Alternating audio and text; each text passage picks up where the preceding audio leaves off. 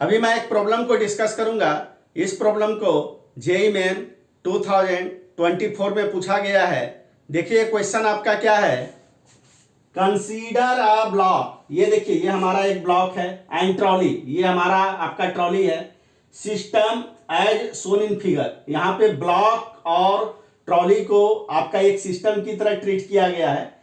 If the coefficient of kinetic friction between the trolley and the surface, ये जो हमारा horizontal surface है और यहाँ पर ये जो ट्रॉली है, इसके लिए कोफिशिएंट ऑफ काइनेटिक फ्रिक्शन, जिसको कि हम लोग म्यू के से डिनोट करते हैं, इसका वैल्यू आपका दिया हुआ है 0.04।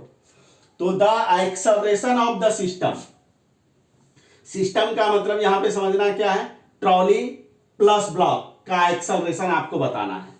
तो देखिए यहां पर क्या है ना कि ये एक्सेलरेशन ऑफ द सिस्टम आपका नहीं पूछा जाना चाहिए, क्योंकि देखिए यार सिस्टम का एक्सेलरेशन, सिस्टम में जो आपका ट्रॉली है और एंड ब्लॉक है, ये दोनों का एक्सेलरेशन आपका कभी भी आपका सेम नहीं होगा। इसका रीजन देखिए क्या है कि यहाँ पर ब्लॉक का मूवमेंट आपका वर्टिकली डाउनवर्ड डायरेक्शन में होगा, तो ब्लॉक का एक्सेलरेशन आपका वर्टिकली डाउनवर्ड डायरेक्शन में होगा। और जो आपका ट्रॉली है, ट्रॉली का मोशन आपका हॉरिजॉन्टल सरफेस पर आपका राइट की तरफ आपका होगा, तो इस ट्रॉली का एक्सेलरेशन आपका हॉरिजॉन्टल सरफेस पर राइट की तरफ आपका होगा। तो सिंस यहाँ पर एक्सेलरेशन का डायरेक्शन आपका डिफरेंट है, इसलिए यहाँ पर एक्सेलरेशन ऑफ द सिस्टम आपका नहीं पूछा जाना चाहिए था। अगर पूछा है तो यहाँ पर आपको कहना चाहिए था कि magnitude of the acceleration of the system, यानी यहाँ पर जो आपका ब्लॉक एंड ट्रॉली है उसके एक्सेलरेशन का आप मैग्नीट्यूड आप बताइए। तो हम लोग यही मान के चलेंगे यहाँ पर कि हम लोगों को यहाँ पर मैग्नीट्यूड को कैलकुलेट करना है। अब देखिए क्या है कि इस प्रॉब्लम में देखिए एडिशनल इंफॉर्मेशन आपका ये दिया हुआ है कि स्ट्रिंग आपका अनस्ट्रेचेबल है। तो देखिए स्ट्रिंग अनस्ट्रेचेबल होने के कारण क्या होगा, देखिए यहां से ट्रॉली और इस ब्लॉक के बीच में जो ये आपका एक सिंगल स्ट्रिंग है, ये सिंगल स्ट्रिंग हमारा अनस्ट्रेचेबल है, मतलब यहां से लेकर यहां के बीच में स्ट्रिंग का लेंथ आपका फिक्स है। तो फिक्स होने के कारण क्या होगा, किसी भी टाइम इंटरवल में 6 kg का जितना डिस्प्लेसमेंट आपका डाउनवर्ड डायरेक्शन में होगा, 20 kg ट्रॉली का उतना ही डिस्प्लेसमेंट आपका राइट की तरफ होगा उसी सेम टाइम इंटरवल में।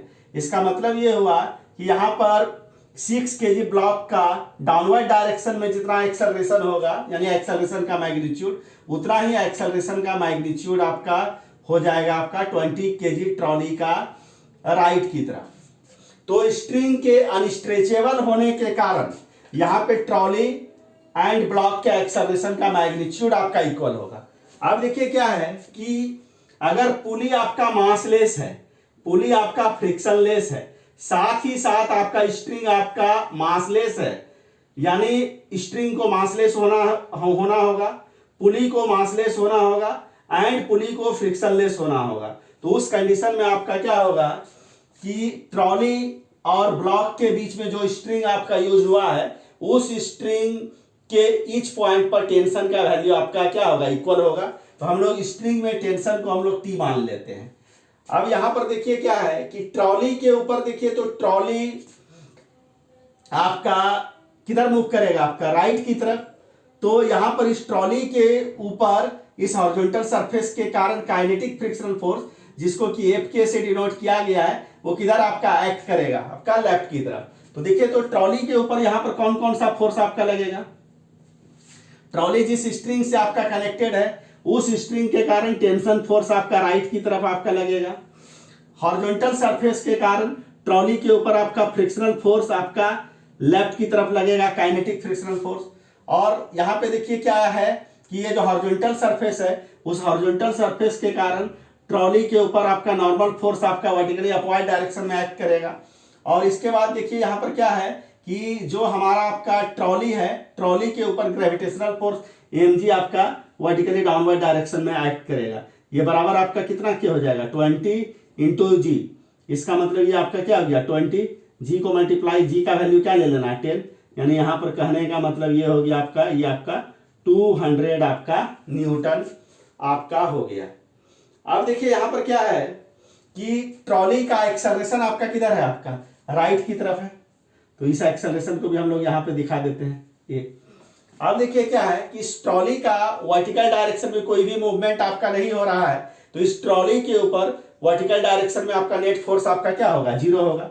यानी यहाँ पर एन आपका बैलेंस कर देगा किसको, यानी ग्रेविटेशनल फोर्स को, यानी 200 न्यूटन को। तो एन का वैल्यू यहाँ पर आपका किसके बराबर हो जाएगा, आपका 200 न्यूटन के बराबर हो जाएगा यहाँ पर एन का वैल्यू।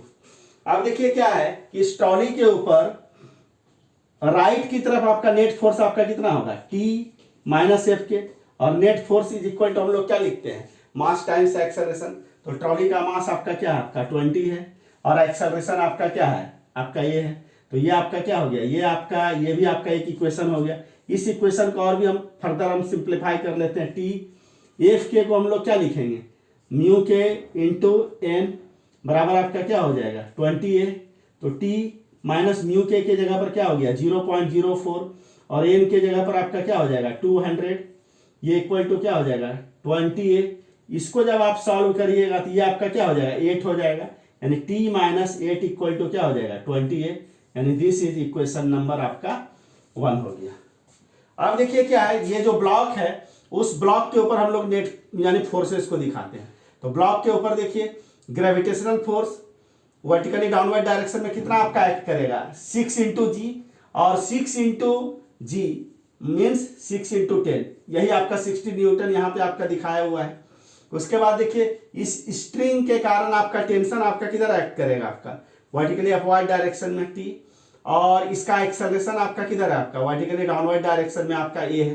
तो देखिए तो इस ब्लॉक के ऊपर वर्टिकली डाउनवर्ड डायरेक्शन में नेट फोर्स आपका क्या हो जाएगा 60 minus T, net force equal to mass times acceleration. तो ब्लॉक का मास आपका क्या है 6, एक्सेलरेशन आपका क्या है, है। तो दिस इज इक्वेशन नंबर आपका 2। इसी इक्वेशन 1 और 2 को यहाँ पर हम लोग सॉल्व कर लेते हैं। तो देखिए 2 ऑलरेडी लिखा हुआ है, इसके नीचे 1 को लिख देते हैं। तो t माइनस आपका क्या हो जाएगा 8 हो जाएगा, इक्वल टू आपका क्या हो जाएगा 20a हो जाएगा। This is equation 1। ये दोनों इक्वेशन को हम लोग यहाँ पर ऐड कर देते हैं।